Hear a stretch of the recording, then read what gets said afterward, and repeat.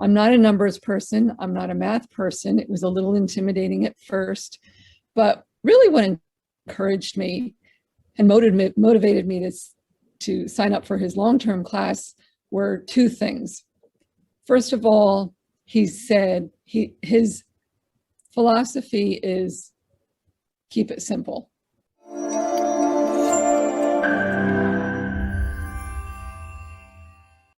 And that works for me.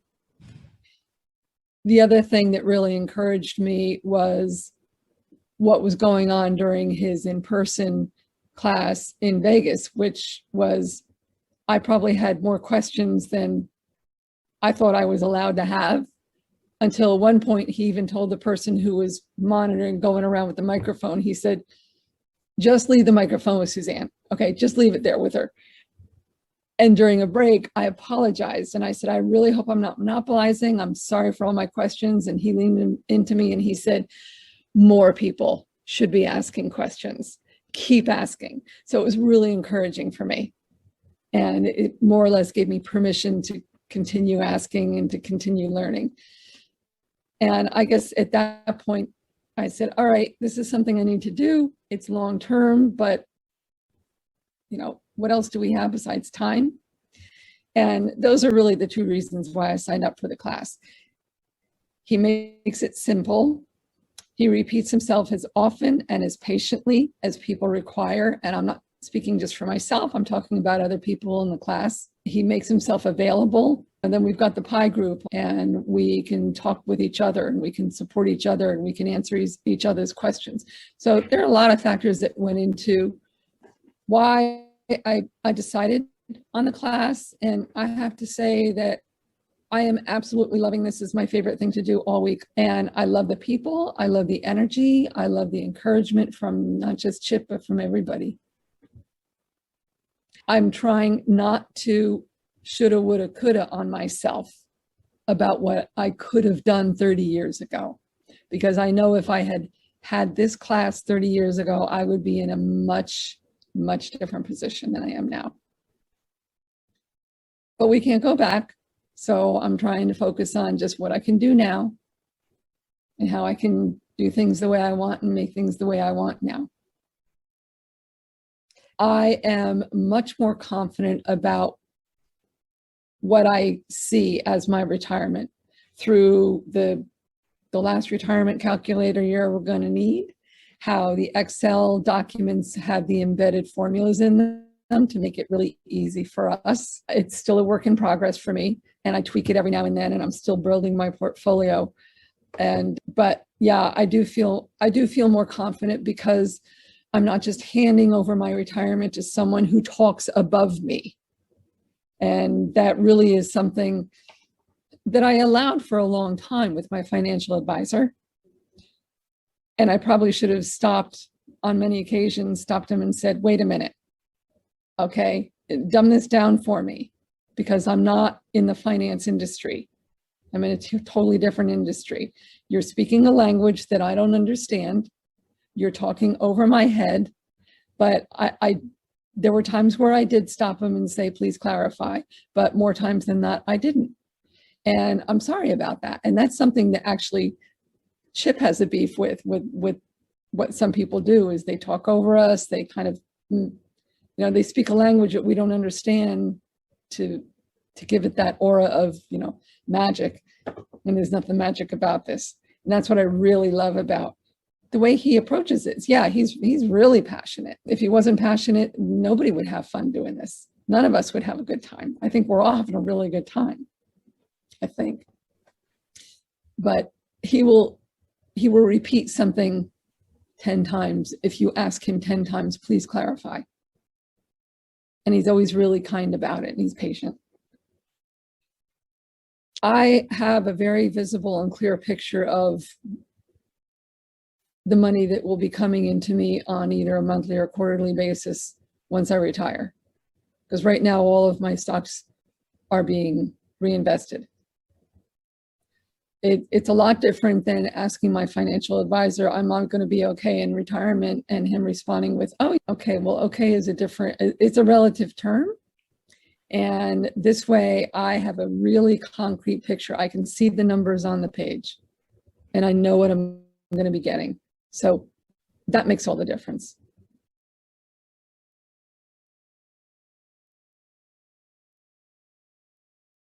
I had previously hired someone to help me with moving my retirement account from my former corporate employer over to something that can be managed independently.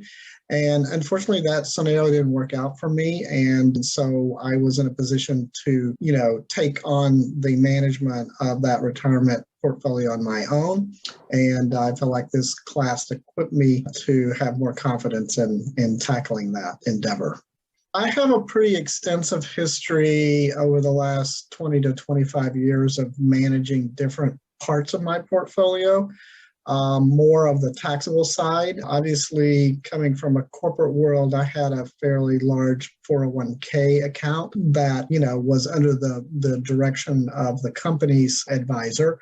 And as I left that company, it was an opportunity really to have more control over what those investment options were. I felt it was not as transparent in the legacy, investment advisor. So it was definitely something that I wanted to do, was to move that out and have that more control over that. I think there is a lot of value, especially when you consider, having something managed by an advisor where you're paying ongoing fees. And to some extent, the effort is involved in building out the portfolio, right? So once you get to, your investment decisions made, then it's more of a monitoring and management. And so for a fee-based advisor, you're paying them on an ongoing basis. And so to me, it's more cost effective to manage that yourself if you can come up with that plan and strategy and then do the implementation yourself. Once you get over that hurdle, then you don't really have that recurring cost. And especially as the size of your portfolio grows, those fees are not consequential. Well, the videos are shorter videos, and you can go back to them at any point and say, I need to refresh on this. And so having it in a format like that to actually be able to say, I remember it was in the first module or the second lesson or whatever lesson it was, go back to it and say, I'm not sure, I don't remember, I want to start doing that, and I can go back to it. So just having that in short spurts makes it even really nice, because you get his expertise live, and then you have his expertise in small chunks where you can actually, it's always there. When you're just getting started, you dive into it, and the time flies because you're trying to figure it out and you're going back to your notes, and it's very, very intriguing actually, and sometimes challenging. But knowing that you have that support, so you come up with something and you're not sure, you can ask the question and get other people's input. They're not giving you advice and saying, buy this one, not that one. I think it's for anybody that wants to understand where their money's going in retirement. I like his concept of the perpetual income engine, because it's like, I have some control. I am doing it so that I have continued income, and I'm not always worried about what's happening other places. What's happening with the market. Yes, you get affected by it, but not as significantly as if you're just letting somebody else manage it for you. It's just having that understanding. Even if you continue with a financial advisor, you have a better understanding and know better questions to ask about what are they doing with my money.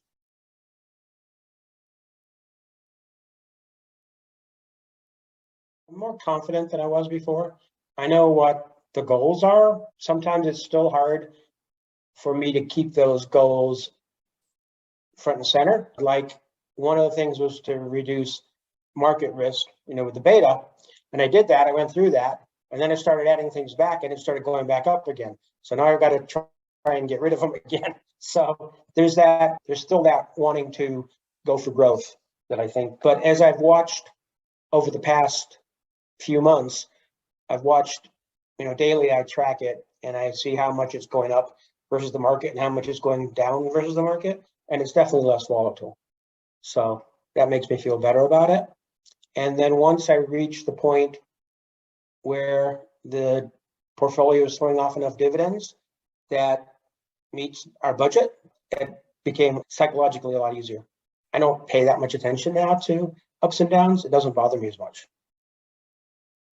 The biggest takeaway was knowing what I needed to do, even if I'm not doing it perfectly. I know what the goals are. So, and that having watched it over the course of the last, 6-8 months, even in days that are big drawdowns, I can see that it's performing smoother. So I think that's the biggest thing, is noticing that it's smoother. I was afraid to put most of the assets into the market because I was afraid of the drawdowns, 20, 30, 40%. But if I'm getting less of a drawdown, then it doesn't bother me as much. So that's the biggest takeaway, is comfort, I guess. Before, it was a total return portfolio, and I did have to draw it down a little bit. I never was comfortable with that right from the start. I've been retired 5 years now. So I've been doing that for 4 years, and it never made me comfortable. And now that I've reached the point where it's throwing off more dividends than we're spending, I'm much more comfortable. It'll last for the rest of my life now, and future generations. So that's kind of cool. So about a year before the class, I kind of discovered something, dividend growth investing, which I kind of discovered that. But what was scaring me about it was the market volatility, and the market risk and how it was going up and down. So I was already moving in that direction. And then I think I read an article that Chip wrote in International Living, and I then looked him up, and then that's how I got plugged in this. It was like, okay, this is exactly what I was looking for. You don't hear people talking about this. You hear people, dividend growth investors, a lot of them are like in their 20s, 30s, 40s, and they're building that pie, I guess, for 20 years down the future, but they don't really talk about, well, what if you're already in retirement? How do you go about shifting stuff over, pretty quickly? In my 20s, 30s, 40s, 50s, I had mostly a growth portfolio, and risk didn't scare me. It was only probably in the 2 to 3 years before retirement, or maybe it was 5, that I started getting concerned, because I started reading a bunch of articles about sequence of return risk. And I don't know if you're familiar with that, but it basically says that if you retire and the market does a big drop right after you retired, you might run out of money. Whereas if you retire and the market goes up for like 5 or 6 years, then you're probably never going to run out of money. So it was like, even though both times you would have the average market return, depending upon when you retired, it made a huge difference. But you have no crystal ball. I don't know if it's going to tank next year. I'd already started going this route, and there was just like some pieces that I didn't know.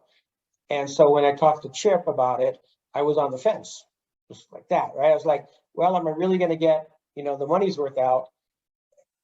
And it was like, what the heck, it's not that much. And if it saves me some angst or, some worry, then it was worth it. So yeah, so after talking to him, he convinced me that I would, even though I knew a lot of stuff, I would learn some stuff that I didn't know. And that was true. I didn't know about offsets. I didn't know about how to evaluate market risk, how to do that, and those were the things I was looking for. And how to design a portfolio that was kind of more well-rounded like that, with having the different categories of stuff, a certain percentage of high dividend, a certain percentage of dividend growth, REITs, offsets. I didn't know how to do any of that. And that was probably one of the biggest things that I got out of it.